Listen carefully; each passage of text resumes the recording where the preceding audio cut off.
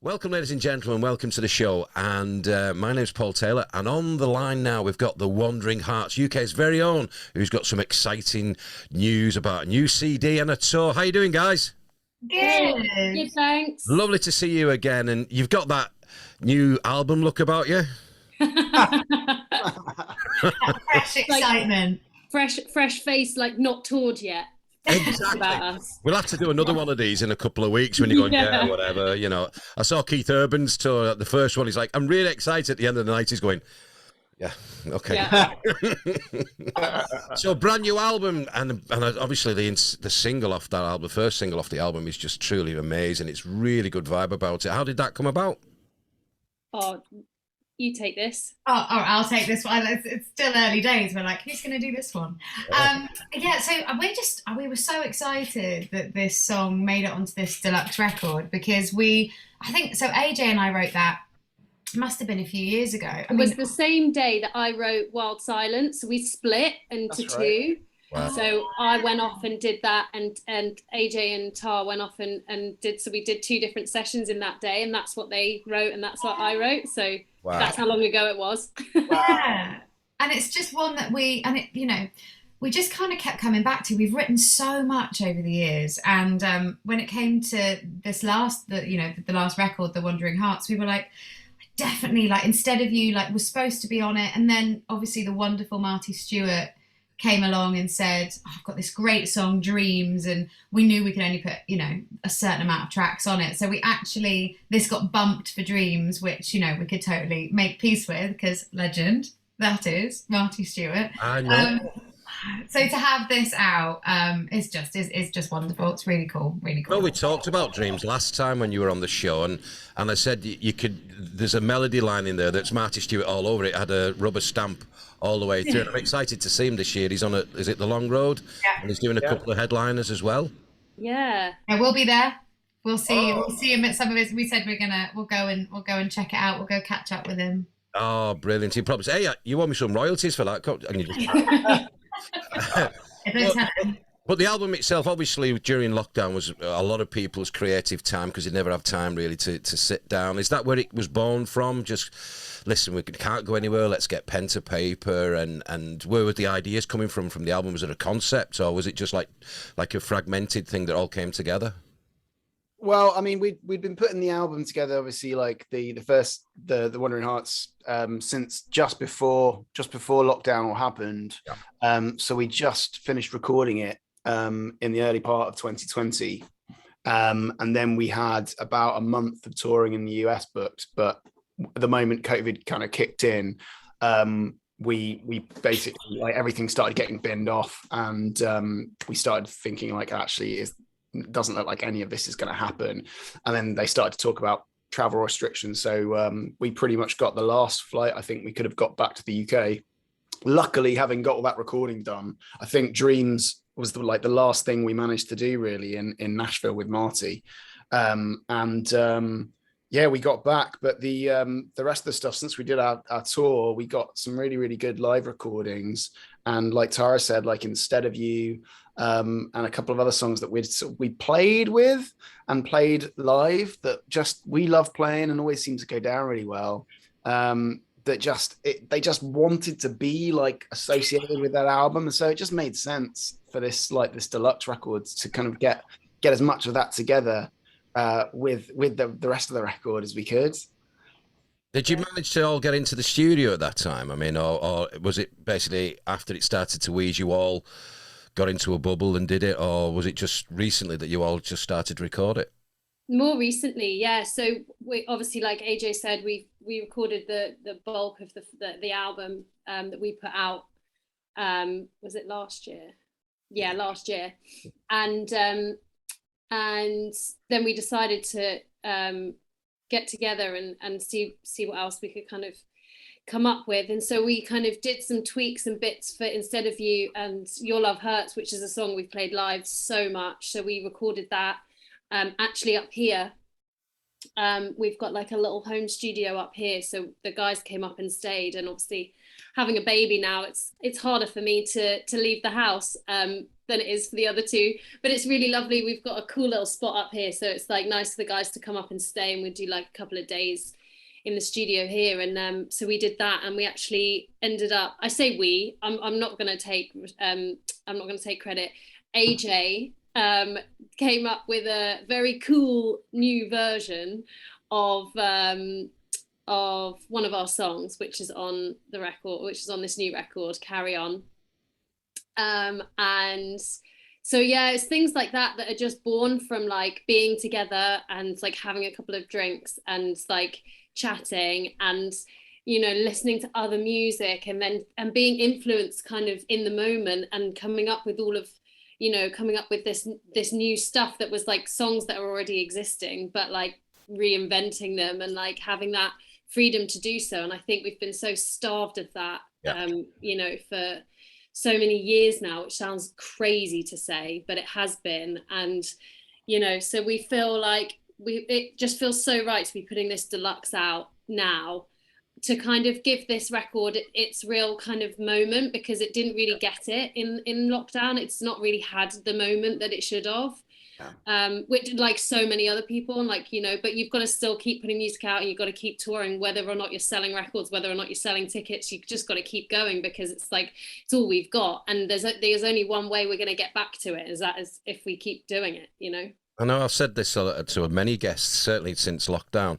It seems that in that period, people's thrown everything by the kitchen sink at production and songwriting and everything, and become more creative. So from a really bad thing has come good, you know. So people's music now, even a solo artist who's just sort of started to kick out, have thrown everything at production. They've got their own studio, like you said, and started to really sit and think, is this what I really need, and gone full belt with it. Like, so it's really great from the music industry, you know, that's happened. It's quite interesting. You said they're all up there and you've just had a baby. How many takes did you do with baby crying and things? Well, actually, we did that whilst I was pregnant. Right. I was pregnant when we were recording, so the guys actually haven't been up since the baby's been born, but they're coming up next week, so it'll be interesting. Won't forget prize, you know, get gifts and presents and stuff. Oh, they have bought more than enough. Here's an album. You know. Yeah, we've got a few of those. Signed it as well. There you go. But no, it's interesting because you listen to even the Beatles back in the day, and if you listen closely, you'll hear a little, you know, like Paul McCartney's babies are running around and stuff like that. And it adds to it, I think, sometimes. Totally. I think it's like, it's all part of it. And I think it's really easy to get swept up and kind of blinded by so much when you're making music, and influenced by not necessarily always the right people. And, you know, and I think what this time has really afforded us is to like really realize what we are and what we want and the sounds that we want. And, you know, and essentially it's three voices. It's like quite stripped back, you know, like three voices, and, you know, everything else around it is enhancing the three voices. And I think that we really found that in the last 2 years, and we're looking forward to what's next. I know it's a great sound as well. I mean, the single as well, I listened to it, and this is meant in an absolutely perfect in a perfect way to you. Let me say, like, this is not a criticism, by the way. This is far from it. I'm a huge All About Eve fan, and there is elements of All About Eve in that song, which I absolutely adore. I don't know what it is, but if you listen to All About Eve, do you know what I'm saying? There's a melody line in there and the lyric, and I'm going, I love this. And this is the great thing about the genre. But you can't even say it's country music anymore, because there's so many different offshoots from it, isn't there? I always say that country music is a multi-genre. You can go into a coffee shop and you can hear like the Shires in the background, or you can hear Kezia Gill in the background while you're having a coffee. You don't think about it, and then you go to somewhere else, and it lends itself to, you know, each kind of scenario, doesn't it? And the same with your music, like Morgan Way as well. Morgan Way is another one. You go and see him, you go, it's not country music. Well, it's telling a story, so actually it is. Do you know what I mean? That's so great. Because I think that's something that we I guess we kind of felt like we had that pressure on us when we first started. It was like, so you're a country band, like what makes you a country band? And it's like, oh, actually, Steel guitar. yeah, it's like, and it's, but you know, because it's storytelling. It's when you strip everything away, you go, okay, it's not about the production, because it isn't. You know, for us singing, people go, it must be so scary singing a cappella. It must be so scary singing unplugged. And we're like, oh no, for us, like, give us microphones in the early days, and that's terrifying. What do you want the drum beat to be? I don't know. But tell a story and sing, yeah, like that we can do, and that is something that is the core to what, you know, what we feel is country music. Is, you know, are you telling a story? Is it lyrically led? Is it melodic? And if it's yes, then, you know, then yeah, we are. It is, and you listen to, and again, this isn't a detriment to them at all, or any kind of slant to it. But if you look at Nashville now, Nashville is very much the same. I mean, there's a lot of independent artists that I've chatted to, and they're so fed up. They've started their own label because they can't get anywhere near it, because they put 5 artists in the top 10, you know, and it's all political, as you're probably well aware. But it's like that throughout the world. I was speaking to somebody recently. We talked off her about the Canadian CMA. Same thing. So what they decided to do is set up their own Ontario side of a country music association, because their guys and girls in that association, or the separate one, want to be heard like yourselves, and because it doesn't fit their tailgates and honky tonks, if you know what I mean. And there's nothing wrong with that. I love that, but it needs a platform for that as well. You know, and like I say, Radio 2's always done it. Bob Harris has always had that platform for people to play, and you listen to it and you go, never heard of them, you know, and I think it needs more of that as Totally, completely agree. I mean, it's really hard nowadays if you're not, like you say, if you're not in that top 5, if you're not in that, you know, mainstream, whatever genre, whatever it is, it's like it's next to impossible to get played on radio. You know, and it's like, we've been so lucky. Bob Harris has supported us. Every single we've put out, everything we've done, he's supported us, and he's been so amazing. And Mark Hagan, his producer, like they've been so supportive of us throughout our entire career so far. Yeah. And, you know, they've always stuck by us, but everything else kind of seems to, it's moved on so much. It's changed so much that you do kind of have to just go, right, we'll just do it ourselves. You know, you can't rely on those things anymore like you could. You can't rely on that as like part of a plan when you're putting music out, because it's just so it's so different. And, you know, so we're so grateful to have, you know, to be speaking to you and to be we're doing lots of regional stuff. And like, I think that's really important. I think that's the way it's going to start going, because, you know, well, I mean, we've done it before. It's not like it's a new thing, but I think for bands like us at our level, you know, we're not mainstream yet. You know, we've not broken through that just yet. And I think, you know, for us to be able to be just be at any kind of like play exposure, anything nowadays is like, it's really hard to find. And it is. And I think, like you say, Radio 2 has been phenomenal with, you know, with every genre as well, you know, and they're always booking the trend, I think, as well. And I like Bob Harris a lot. We've had people come to us, like PR people, and said, listen, will you play this stuff? We give it to Radio 2, but we're like community radio, because you're getting, like you're saying, get into the hearts and minds of people locally who probably wouldn't hear the music again, you know.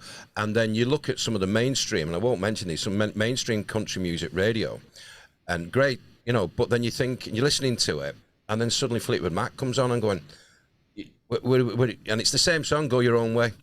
No matter what time of day I put it on, you know, just to get a flavour of what the competition are doing, but get a flavour of what's going on. And then Go Your Own Way comes on and going, you've lost your identity. Where are you? You know, and they won't play like your music, because they can't, because the bigwigs are saying you've got to play X, Y, and Z.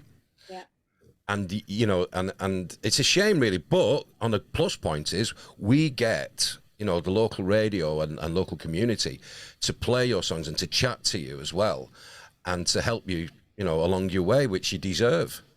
Oh, well, thank you. That really, it feels like a real opportunity for us to talk about what we're putting, you know, all of this effort, time, energy, lives into, and to have that, you know, be to have, you know, a platform to talk about that and kind of have that support and really feel that support from you and from kind of those like kind of local communities, local radio, is just, it's wonderful, and it's really nice for us to get to chat and talk about it. We don't struggle with that at all. Yeah. And also to get to, like, you know, when we're touring, it's these people that we're standing in front of and singing to, and, you know, talking to before or after the gig. So like that kind of makes the most sense as well. Joins And the dots, doesn't it? It joins the dots for you. And exactly. talking about a tour, which is coming round the corner.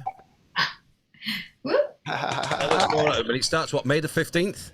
May the 15th in Glasgow. Starts at the top. Which is crazy. Feels like ages since we've toured, but it's actually not, because we did a little tour that, well, it was quite a big tour, long tour, last year, towards the end of last year. But yeah, we're so excited. So this tour is going to be, we're bringing our full band with us. We haven't done a full band show in I don't know how long. So we've got like 4 or 5 days rehearsals to put the show together. And then, so we've got our trusted Lee coming with us, Lee Campbell, and the wonderful Sean on drums, and a new friend of ours, but an old friend of AJ's, Pat, who's going to be coming and playing some guitar for us. Wow. So it's going to be quite a different show to what people, I think, are expecting. I think people are probably expecting us to be just like the three of us and Lee, here we come. But it's going to be, full band, full shebang.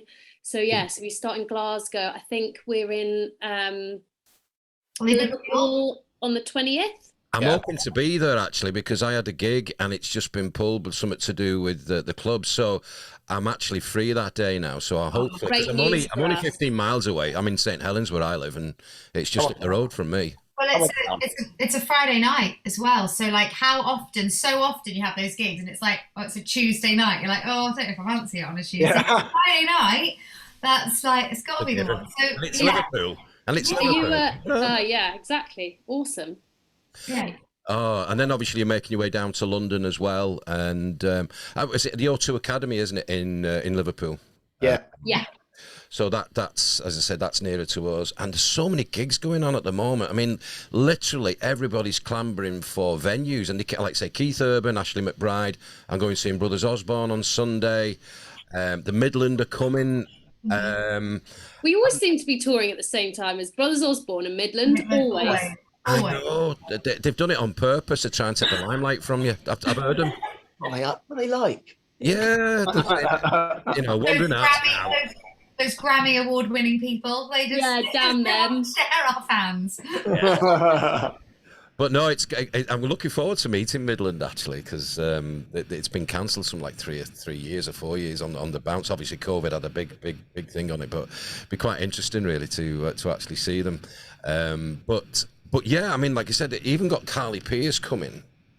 Now, Carly's obviously Academy. She's at the Gorilla in Manchester, which is under the Arches, which is a very, very small venue for an artist of that caliber kind of thing. And it's like, we haven't got anywhere to play them.